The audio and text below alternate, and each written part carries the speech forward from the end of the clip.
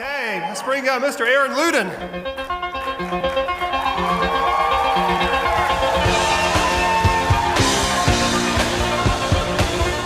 Out here in the fields, I fight for my meals. What's up, everybody? Good morning. So, selling upgrades and sets. And just so you guys know, I'm really loud already, so you may want to turn it down a bit. But instead of talking and getting some elaborate introduction, I just want to dive right in and talk about selling more sets. Raise your hand if you'd like to sell more sets. Awesome. That's the intro. So we're going to talk today about 5 keys to sell more sets and upgrades. How many keys? 5 keys to sell more sets and upgrades. And when it comes to selling more sets, I know when you're new or you're getting it going, who's ever been there where like when you were brand new, you wondered if anybody would buy this stuff, right? And I mean, you heard people coming in and yelling touchdown and saying homemaker and stuff like that, but it wasn't until, how many of you guys had that experience where you knocked out your first set and you're like, oh, that was it?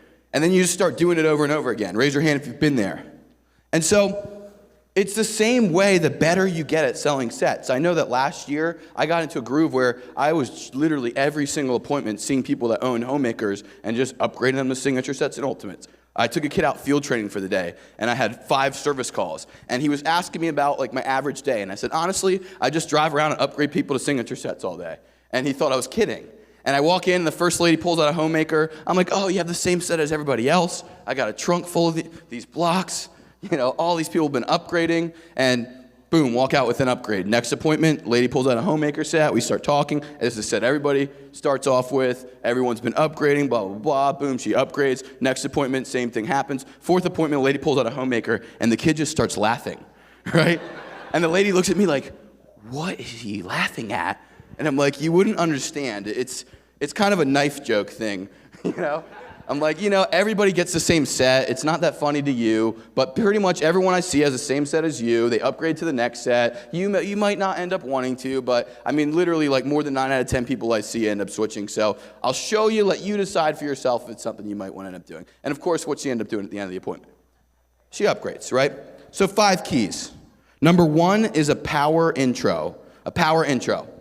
You see, this is the same key that you want to have a large average order. You got to plant the seed for the large average order, right? Think about this. If you wanted to have a $200 average, or let's just say a $100 average, right? And you went on an appointment, you wouldn't have a $100 average. How many of you think that your thoughts, your beliefs, and everything you say would be congruent with having a $100 average, right? If you just want to have a $100 average, you drop down faster, right? You'd be like, here's the set. Can I get a couple pieces? Yeah, you can get a piece or two. Right? You'd be like dropping down like from this to that, done. You guys know what I'm talking about? Yes or yes? And so if that's true, then if you decided to have a $1,000 average order, wouldn't you say that your thoughts, your actions, your beliefs, and what you do would be congruent with having a $1,000 average order? And so when you realize that, if you decide to have a $1,000 average order, what needs to happen? If you think about, how many of you do service calls? Raise your hands. Okay, you ever been on a service call and you write up a wish list and you add it up? If you guys took your average service call wish list, what do you think the average order you're asking for starts at? If it's not over 1,000, you're not going to have a $1,000 average. Does that make sense? I know that sounds like, well, duh, but think about it. I know there's probably plenty of you out there that your average wish list is between 500 and 700. Well, where's that going to put your average order? $300, $400, $500. Does that make sense? So a power intro. How do you have a power intro? You plant the seed for a couple $1,000s. So you might say something along these lines. And I'm just going to give you guys random nuggets. You guys write down whatever I say, and if you want me to repeat something, let me know. Cool? All right. So power intro might be something like, Mrs. Jones, I know you probably don't have a few $1,000s sitting under the pillow waiting for the knife guy to come over. But a lot of people that I see end up investing in a set of Cutco. And so I'm not here to try to sell you everything in this book, just to show you why your friend Mary, your friend Betty, your friend Susie spent a couple $1,000s on their set of Cutco. Or you could say something like, I'm just here to show you why so many people are spending, and you print out all your top orders, or you put the order forms in your book, and you're like, why people spend $2,700, $1,700, $1,800, $1,500, $1,300, why all these people are spending so much money on Cutco. You guys get what I'm saying? You got to do something in the beginning to set their mentality to believe in a bigger average order, right? Otherwise, they don't know what to spend. Who's ever been on a demo when a person buys a knife and they act like they're doing you the biggest favor in the world? Raise your hand. I hate that, right? They're like, okay, well, I'll buy that knife from you because you're good at it. And you're looking at them like, dude, this is like hundreds of dollars less than my average order. Don't act like you're a saint, you know? Do you guys know what I'm talking about? And so when you have the attitude that people spend a couple $1,000s, think about this. If you've missed anything I say, everything I say, get this one thing. I promise you to help you somewhere Cutco. Don't think about the knives for a second. Put the knives aside. If I came to you and I promised you that, think about the service I'm going to offer you, that every time you set foot in your kitchen, for the rest of your life, your family's life, your kid's life, your spouse's life, their kid's life, generation after generation, you got in and out quicker, safer, more time efficiently, more effectively, with more fun and more comfort for the rest of your life, your family's life, everyone's life. Who here paid $1,000 for that service? Oh, look, all of you. So stop selling knives and start selling a service. You guys, selling, like I said in my talk earlier yesterday, is 85% emotion, 15% logic. So some of you have probably been in that part where, anyone ever been in like a slump where you're going through the motions, you're doing your appointments, you're in a good mood, and you don't know why you're not getting the results you want? The reason is usually because selling is 85% what? Emotion. So you can give them every reason in the world to buy Cutco, and they'll go, that's great, thanks for the information. Right? You got to make them want it. Think about this, infomercials are $1 billion industry, and they usually don't even tell you what they're selling sometimes. The get-rich-quick schemes you see on TV. Because they start with what? Are you tired of blah, blah, blah, blah, blah? You're like, yeah, I am. Are you sick of this and that and this? Yeah, they're talking to me, right? People don't buy because they understand your product. They buy because they feel understood. And so the goal when you're trying to sell more sets and upgrades is to help them feel understood and help them understand why a set makes sense for them. Does that make sense? You see, I don't believe in buying pieces. I tell people all the time, we make sets for people with a microwave and a fork, and we make sets for people that cook 7 times a day. So I'm sure there's a set for you, right? Can we just buy pieces? Yeah, it'd be a lot more expensive that way, and we make sets for people with a microwave and a fork. We make sets for people to cook each and every day. So I'm sure there's a perfect set for you, right? I love telling my clients, Mrs. Jones, I'm not here to get you anything that you wouldn't use. I'm not here to hurt you. I'm here to help you. Curtis always says that, right? But I'm not here to help you get anything you don't use, but I'm not going to get you something that doesn't suit your needs. See, selling sets is about understanding why the client needs more than a few pieces. Who's ever been to a house they own like 3 or 4 knives and they've completely jacked them up? Raise your hand if you've seen that. Right? Why? Why are their knives jacked up? Because they need a set. And some rep sold them 2 or 3 knives. So they use their paring knife for everything because it's the best knife they've ever bought, right? But that paring knife is cutting chickens, it's cutting watermelons, it's cutting all sorts of stuff. And they spent $50, $60 on that paring knife, right? But the truth is, in a year or 2 of using it wrong, it's going to wear down just like the rest of all the crappy brands they bought. And now their Cutco's not that nice. So they move on to the next piece that they bought. And they wear that down all the way. And they move on to the next piece. And then they have a bunch of Cutco that sucks. Who's ever seen that? Raise your hand. See, it's up to you to help show them how they're using their knives wrong to understand why they need a set. Mrs. Jones, your trimmer is completely beat to death. Have you been chopping vegetables with it? Have you been doing this? You guys get what I'm saying? Like, selling bigger sets and selling upgrades is always about noticing what they don't have and showing them how they could use it with what they do. Does that make sense? So, Mrs. Jones, you ever sometimes, maybe every once in a while, cut vegetables? Yes. Well, that's weird because you don't own a vegetable knife. You don't own a chef knife. You don't own a Santoku. What do you chop with? And they pull up the trimmer, right? The light bulb should go off, and you're like, perfect. They don't know how to use their knives right. Does everyone follow where I'm going with this? I could talk about this the whole talk, but instead, just realize that when you're sitting down with somebody, if they own a couple of pieces, go through your names and uses again. Show them why they need everything. Okay, you've got a couple things. Here's the rest of the set. Here's what you're missing. My biggest tip for you guys when it's going through names and uses is do it before you show them the set. And what I mean by that is, let's say you're going over your guarantee page, right? And you say whatever you say last on that page. Before you flip to the next page, you're like, Ms. Jones, just to make sure that I'm showing you something that suits your needs, let me ask you a couple questions about what you like to do in the kitchen. Do you ever sometimes, maybe, every once in a while, write the phrase down, sometimes, maybe, every once in a while. Anyone ever say, hey, do you ever cut chickens? They're like, once in a while, sometimes, and that's like a neg answer. But if I go, do you ever sometimes, maybe, every once in a while cut chickens? They're like, yeah, sometimes. You guys get the difference? Right? When you're doing names and uses, give them names and uses till you get a yes. Don't give them 150 names and uses. The trimmer is great for tomatoes. It's also good for trimming the fat from meat. So you're taking corn off the cob, deboning a chicken. And they're like, you had me at tomatoes, you lost me at boning chickens. You guys get what I'm saying? So say the names and uses till you get a yes. So, Mrs. Jones, do you ever sometimes, maybe every once in a while, peel any fruits or vegetables? Yes. Do you ever sometimes, maybe every once in a while, slice a tomato, an orange, a lime, or a lemon? Yes. Do you ever sometimes make a sandwich? Yes. Do you ever sometimes chop vegetables? Do you ever cut bread? Do you ever sometimes, maybe every once in a while, do any barbecuing or grilling? Yes? Okay. Have you ever cut a watermelon, a pineapple, or frozen food? Yes? Okay. Based off of what you told me, this would be the perfect set for you. You flip to the homemaker now. Or your signature set. Do you guys get what I'm saying? They just said yes to every name and use before you pull the knife out. It's a lot easier for them to say no when you put the knife in their hand. Does that make sense? You guys follow me there? It's powerful. I promise you get them to say yes to everything in the set before you show them the set. Who here thinks they could sell more sets? Raise your hand. Sweet. So we're making progress today. So, powerful intro. You got to plant the seed for them spending a lot of money with you. The second thing is to overbuild value. Overbuild value. I don't believe in building value. I believe in beating value through their head. Right? I believe in building so much value the client's like, can you stop telling me how long this will last and just show me the dang prices already?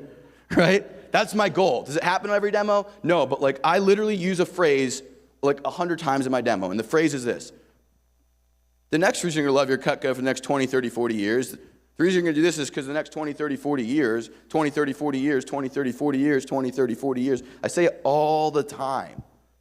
Ms. Jones, the next thing you're going to love about your Cutco is a wedge lock handle. And what you're going to love about it is it fits your hand perfectly. So when you're cooking for the next 20, 30, 40 years, it's going to always feel that nice. How's that feel? Put it in their hand, right? And the other thing you're going to love about your Cutco is it's dishwasher safe. For the next 20, 30, 40 years, you want to sit around and hand wash your knives after every single meal that you cook. Do you like hand washing your knives? No. Nobody does. That's why people buy Cutco. You guys get what I'm saying? 20, 30, 40 years, 20, 30, 40 years. Say it a dozen times in your demo, you think they know it lasts forever? Heck yeah, they do. You guys follow me? Overbuild value. Build so much value that you know there's no way that they could ever think their knives are fine, right? Anyone ever been on an appointment and you go through the demo, you do a great demo, they like Cutco, and in the end they're like, I like Cutco, but I think my knives are okay. Who's ever had that? There's 2 checkpoints you want to hit on every demo. It's like anyone ever play a racing game, like a video game? What's the goal of every single racing game ever? Hit the checkpoints, right? There's 2 checkpoints on a demo that you absolutely have to hit to sell a set. The first, they have to want to throw away their knives, right? You're on the junk knife page, and they don't want to throw away their knives, don't go to the next page. Keep grossing them out.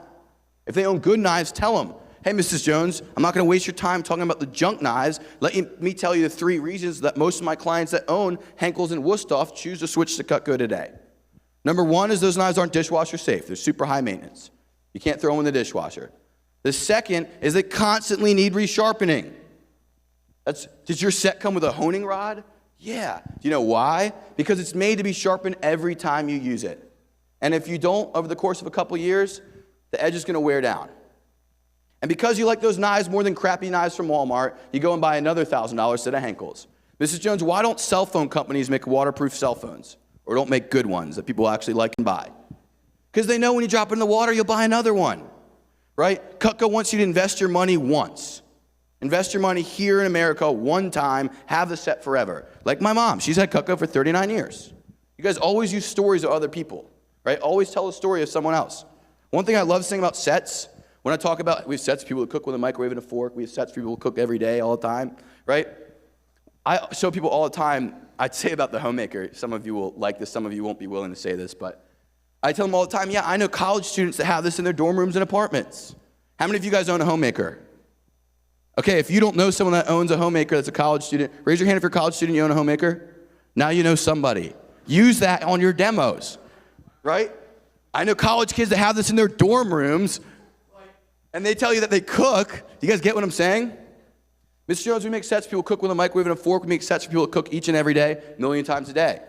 And the coolest thing about it is we even have payment plans so that even myself as a college student could afford everything we make if I really wanted to. I love telling people I could afford to buy whatever we make, right? And you probably can too.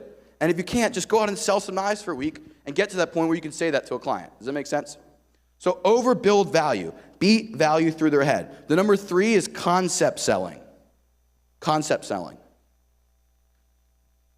Instead of selling them on each and every knife, sell them on the idea of owning a set. Let me give you a couple examples.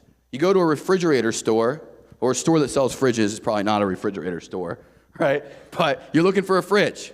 And you've got like a $1,000 fridge that has some features pretty cool. It'll last like 5 years. And then the person's like, I got a $4,000 fridge though. It's got every feature and then some. It's got like features that aren't even popular yet, right? And it lasts forever. You'll never buy another one. Who would consider the $4,000 fridge? Oh, all of you. Okay? Start selling the $4,000 fridge. Stop selling the $1,000 fridge. Do you guys get what I'm saying? Don't let your client, see, too many people, they pick their set based off the price point they want to spend. And the rep lets them. They drop that, no, I don't want to spend $1,000, I don't want to spend that much, I don't want to spend, okay, $400, yeah, I'll take an essentials, right? The essential set sucks, let's be honest, guys. I probably shouldn't say that. But who wants 5 table knives and no trimmer, right? It doesn't make sense. Start selling people what they should have, right? They drop down to a certain price point and you're like, hey, let's not do something stupid just to save you a few bucks. Let's get you something that actually suits your needs, right? Here's why I believe the blank and blank set would make more sense for you. You told me you cook this, that, and this. Well, there is no tool in that set for that, that, and that. You guys get what I'm saying? It's all about sharing with them why and understanding why this client should own a set. See, think about this.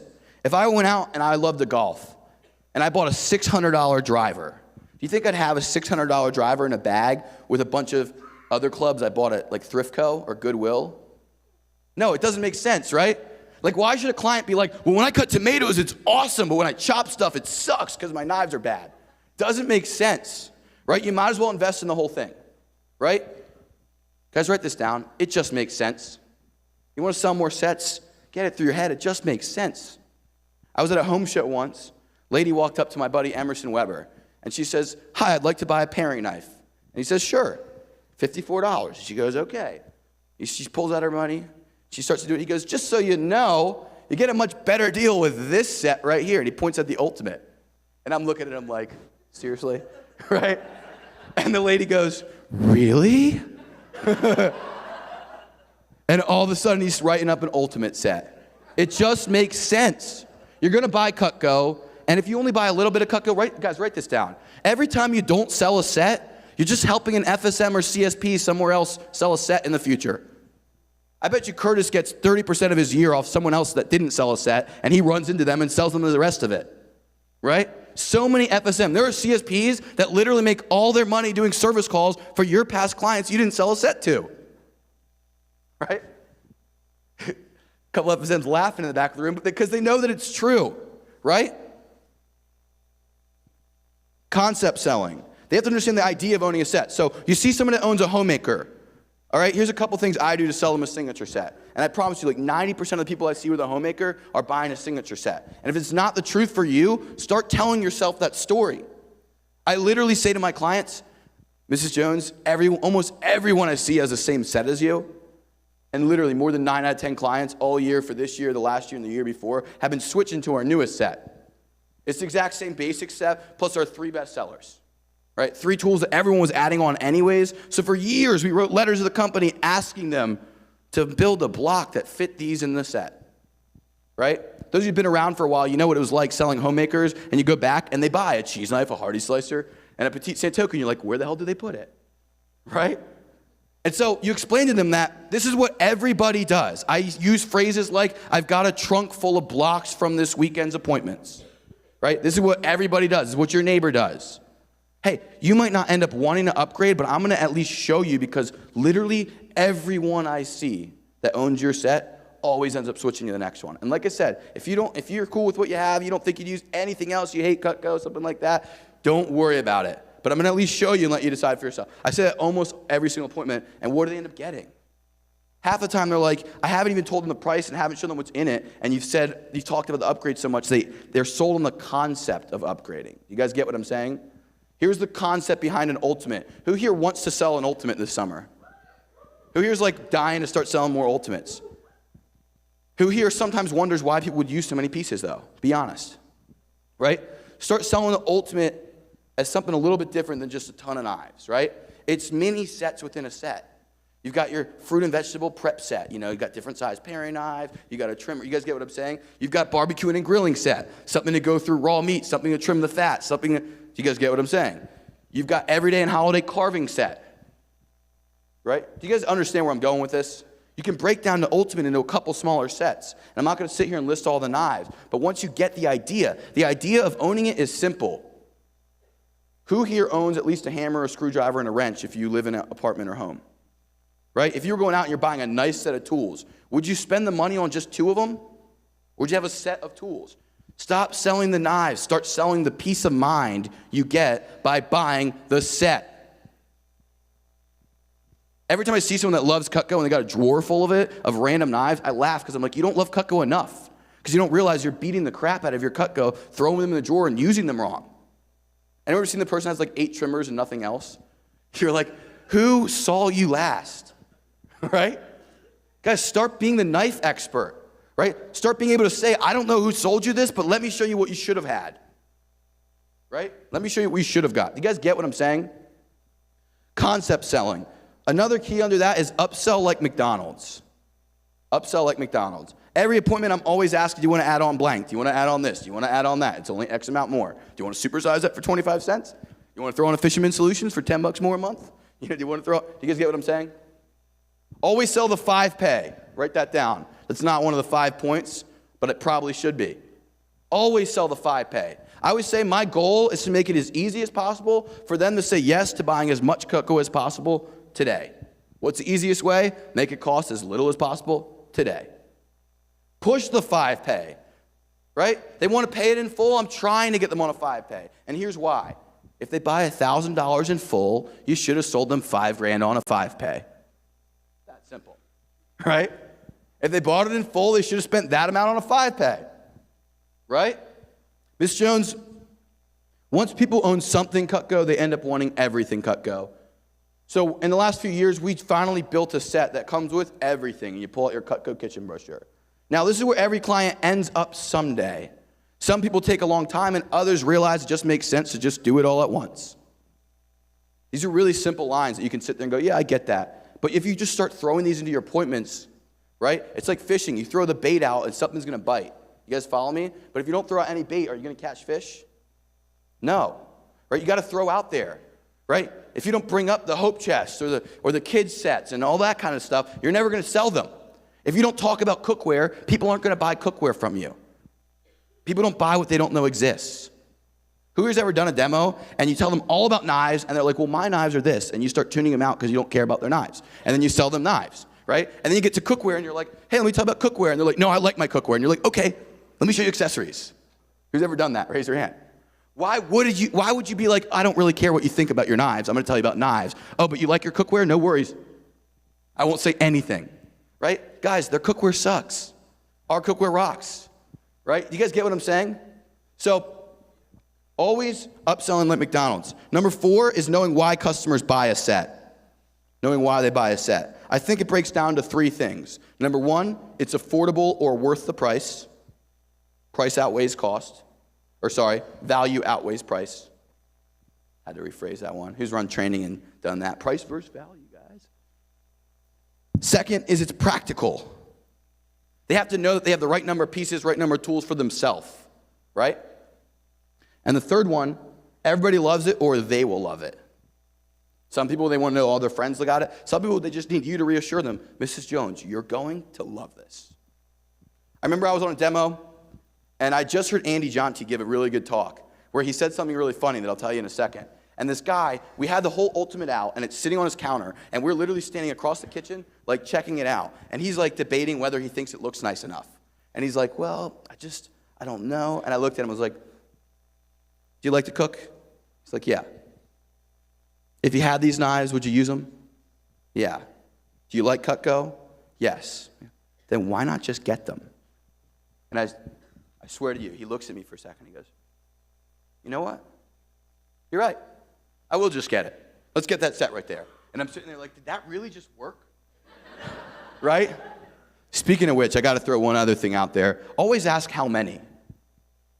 It doesn't take more than one or two of these stories actually working out for it to be worth always asking how many. Same exact message Andy mentioned, always ask how many. I'm on an appointment. This lady's like buying an Ultimate, and I'm kind of kidding, right? I'm like, so how many would you like? She goes, well, actually, now that you say it, I think I'll take 2. I'm going to get one for my son. And I'm like, awesome. How many of you have been jumping for joy? Here was my response. And hopefully you'll take something from this. My response was perfect. Just so you know, we do have a buy 3, get 1 free special. If you want to go ahead and add 1 more, you get 2 more for the price of 1. Who else could you give an Ultimate to? And she's like, well, I only have 1 kid, so I don't know. And I'm like, neighbors, friends, family? And she's like, honestly, I'd buy another one, but I really don't know who to give it to. And at the time, I didn't know what to tell her because I felt bad telling her, well, just keep it forever and give it to someone someday, right? Didn't happen. But I was thinking, man, if this lady had just had 1 more kid, I would have just sold 4 Ultimates, right? How easily could I have been on that same exact appointment and had her have 1 more kid? You guys get what I'm saying? It's simple, it's funny, but it's just true, guys. Number 5, number 5, yep, is an assumptive attitude. Assumptive attitude. There's so many things I say that are assumptive, I don't even know where to start. You show them the table knife. Mr. Jones, how many table knives would be sufficient for your family? Give me a number, any number. 6, perfect. Our complete set has 6 for your table, 6 for your dishwasher. Give me another number. 4, perfect. You got 4 for breakfast, lunch, and dinner. 14, Mrs. Jones, honestly, none of our sets really come with enough table knives, but our biggest set comes with 12. We could throw more in the drawer for you. Give me another number. 20, none of our sets come with 20, but what we do have is sets that come with 10. You could go with 2 of those, or you could throw a bunch of them in the drawer. That would be what I'd say to them, right? Do you guys, another thing is don't sell sets without table knives. I don't allow it. Like if they really begged for it, I'd be like, okay, we make that. But if somebody ever points to the picture, and they're like, oh, what about that set? I'm like, yes, some people like to keep their table knives in the drawer. And I don't feel bad saying that because I really believe everyone should own the dang table knives. Because they rock, right? Table knives are sweet. Raise your hand if you think table knives are sweet. All right. Assumptive closes, right? Everywhere you say the word knife in your appointment, replace it with the word sets. Everyone's been told, say set a lot. I'm not going to say that. But say set everywhere you would have said knife. Right? Last year we sold $250 million worth of Cutco sets. To give you an idea, Mrs. Jones, that was like 10 sets. I'm just kidding. You know? It's a money line right there. I stole that from John Berghoff, so don't give me credit. But that's a really nice TV set. I'll just set this stuff down over here. Let me just set up my stuff before we get started. All of our sets are handcrafted in our factory in Olin, New York. The reason you'll love your set of Cutco is blah, blah, blah, blah, blah, blah, blah. Do you guys get what I'm saying? Okay. So, assumptive attitude. Always really believing that they should own a set and that you're able to explain to them why. Like, if a client gives me some reason why they don't own more knives, I'm like listening, absorbing what they're saying, but I'm ready to respond and tell them, I understand why you don't think you need a set, but here's why you do need a set. Everyone follow me? I really don't believe in them owning a couple knives and screwing them up. Right? Everyone that has a car has a spare tire. Every set of knives has knives you don't pull out every day, but you dang sure need them when you need them, right? So 5 keys, and if you guys remember those 5 keys, power intro, overbuild value, concept selling, know why they buy a set, and have an assumptive attitude. I am out of time, so thank you guys.